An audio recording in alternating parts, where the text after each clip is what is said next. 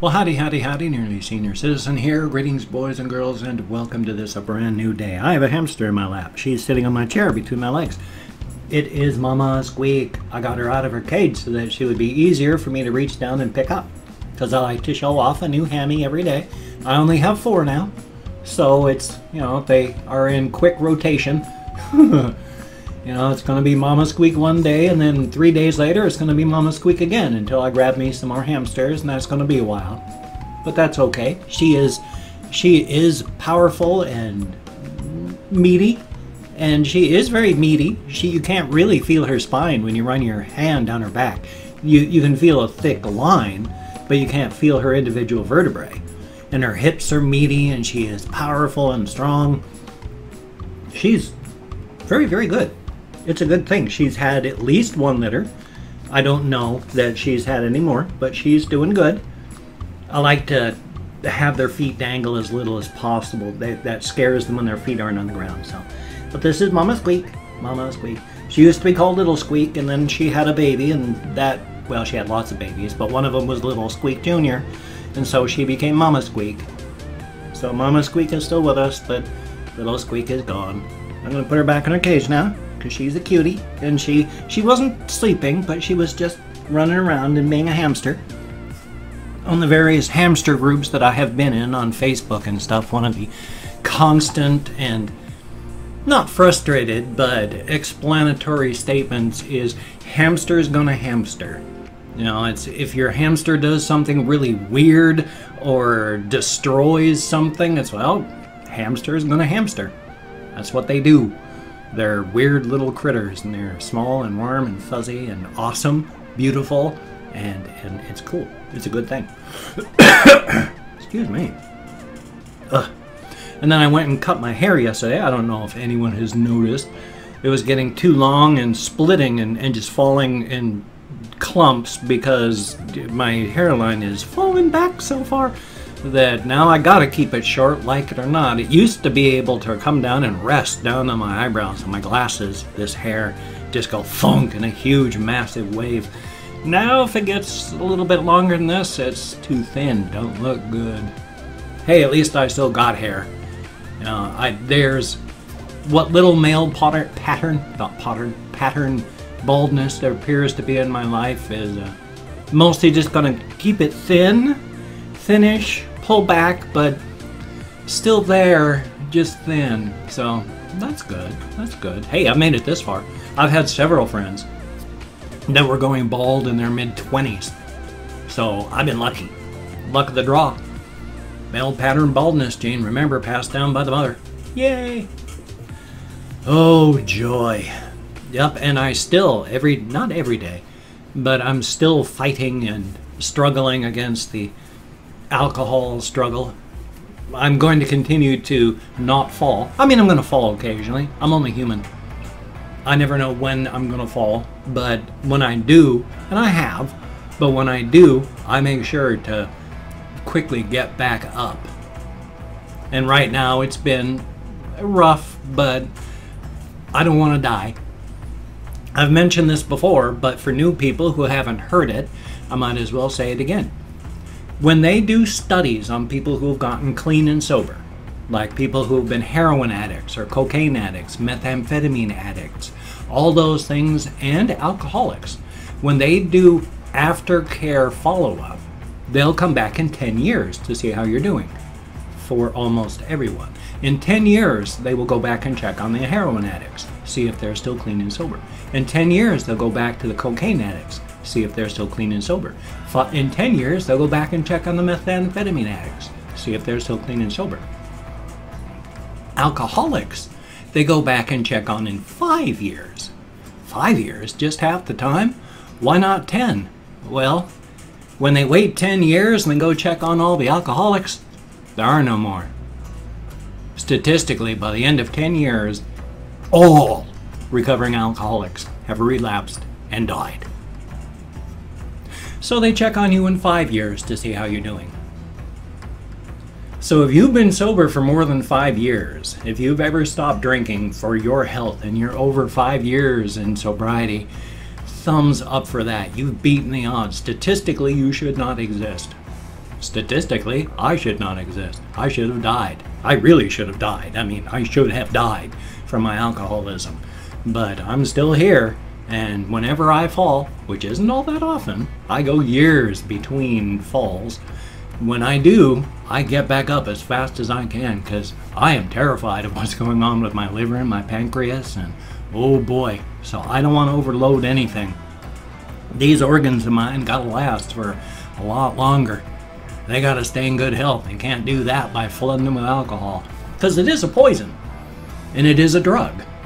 Alcohol is a drug. It's just a really weird drug how it affects us. We get drunk because of fluidation. What it does is it makes the membranes of your cells so that they're weak, and they don't normally, like a cell, you know, it's like a Ziploc baggie. It's, you know, it's permeable, but it's under control of the cell. But, you know, it's like if you take one Ziploc baggie and you throw it into a bucket with a bunch of these other ones, each one of the Ziplocs is going to be its own individual cell. They may have pathways, they may talk, the membranes are permeable by each individual cell choice, but each cell is a little Ziploc baggie of itself. When you drink, the control of the membrane falls apart, and it starts leaking and taking in other fluids and substances and leaking its own fluids and substances. All of your cells, instead of being in tight little Ziplocs with roads of communication, just become like chicken wire. Individual chunks of chicken wire in sort of a vast liquid mess. No longer do you have Ziplocs, you've just got cells oozing fluids everywhere. And that's what happens when you drink. That's what happens with your brain. That's why you get drunk. It makes everything sloppy. Thumbs up. And of course, it is a poison, because that's what we use alcohol to disinfect things. If something has gotten dropped on the floor or dropped somewhere, you immerse it in alcohol to kill everything. Alcohol is a poison, so we drink poison, which is literally poison. I mean, it's, after all, the waste product of various yeasts. They basically, the yeast grows inside of this, you know, medium, and they excrete their waste product, which is alcohol, until finally there's so much waste product that it kills them. And then we take their waste product and we drink it. That's how pleasant it is. It really is. We are drinking liquid bacterial feces, basically. Thumbs up. But it's such a useful substance. And it is. I mean, we have taken a look in society, and if it hadn't been, we've been able to determine that if it hadn't been for things like beer making, alcohol, getting together as a group, we wouldn't have a lot of modern society. That's what drew a lot of people together back in the beginning. We found records of cities being made because beer making, alcohol, centers of alcohol making that grew into cities. That's how civilization formed. So thumbs up on that. I never know what I'm going to talk about when I start my vlog in the morning. I just ramble. Have you noticed? I'm bubble sorting my head. Even though I'm sleeping way too much. Oh, and it is 7:14 a.m. on a Tuesday, the 30th of January, 2018. But I just bubble sort my brain by talking about whatever happens to come up. If I weren't doing my vlog, I would be sleeping more than I do now. I'm exhausted, so I sleep all the time. I sleep like 2 or 3 hours a night when I go to bed because pain wakes me up. I don't have proper cannabis products for sleep. And when I take cannabis products, it kills my pain. I can sleep for 6 hours or more. Without it, I only sleep 2 or 3 hours before pain wakes me up. I'm exhausted all the time. That's why I fall asleep in my chair when there's rain noises, when it gets a little dark and it rains, when it gets cold and I have to put on my jacket so I warm up. And when I get warm, I get sleepy, especially if my feet get warm. Oh my God, I just fall asleep if my feet get warm. So add warm feet with rain sounds and darkness from the gray clouds outside. I'm sleeping most of the time in my chair up here, which is bad for so many reasons. After all, Carrie Fisher died of a heart attack from her sleep apnea while she took a nap on an airplane ride. Now, agreed, she had a lot of damage to her system because of her cocaine use and all that, but I spent 23 plus years as an alcoholic, and I'm on opiates now. Opiates damage your cardiac system. I don't want to have a heart attack if I fall asleep in my chair. So here's hoping I won't. If I can get some more sleep, I'll stop falling asleep in my chair all the time, because I also when I rest my arms on the arms of this chair, they're nice arms. It's a nice chair. It's a really, really nice chair. It was sent to me by Justina Aquavita Metz, and it's an awesome chair. But the hard plastic arms on this thing, I need to get covers for, because when my arms rest on them and I fall asleep, the pressure against the nerves that run through my arms makes it so my hands are numb and oftentimes don't work right when I wake up in the chair. I'm sitting there going, oh, come on, hands. And that ain't good. That's how I severed the radial nerve in this arm. Which is a side note, I am sad. My body, when this arm went numb, it took over and made this hand my dominant hand. Literally, I can do anything with my left that I can do with my right, except for write quickly and sign my name. Before, when this hand worked great, it was like if you have +5 as right-handed, -5 as left-handed, and 0 is your ambidextrous. I always thought about a 2. I was mostly right-handed, but I could use my left. As soon as this hand went guh and died, it went whoosh over to like -1. And I automatically started doing everything with this hand. I just reached with this hand for everything, started doing everything with my left while this hand was dead. As my hand has come back, as the nerves have continued to grow, and this hand has gotten better and become more dominant, this hand has become from -1 closer to 0 and moving back over to the right-handed side. I'm starting to do everything with this hand again, and this hand, it feels clumsy and awkward. It's amazing that my body picked up and went, okay, we need to swap the game here. But it's kind of sad that I'm losing that. Have been. I'm only like 50% as good with this hand as I used to be, even just a year ago. And I still use it as often as I can. It's just, it feels clumsy now. Because this hand's back. That makes me sad. I don't want this hand to be dead. That really, like, I lived with horrible anxiety for over a year. Daily, constant anxiety, because this hand didn't work at all. And if you want anxiety, try telling your hand to do something and then stare at it as it does nothing. So that was a lot of fun. But since then, this hand's been getting worse and this hand's been getting better. Oh well, life is life. And of course, before I go into the thing, winners never quit, but quitters never win. Now that doesn't mean that you're going to win if you don't quit. But that does mean you will quit if you quit. If you are the slowest racer in the world and you enter a race, yeah, it's likely you're going to lose. Especially if everyone shoots ahead of you. But if you just keep going, everyone could be hit by a car. There could be a lightning strike. People could be, anything at all could happen. As long as you're in the race, you're in the race. But when you stop, you're never going to win. I mean, if you keep in the race even when you shouldn't, yeah, it's likely you're not going to win. But you're eventually going to cross the finish line.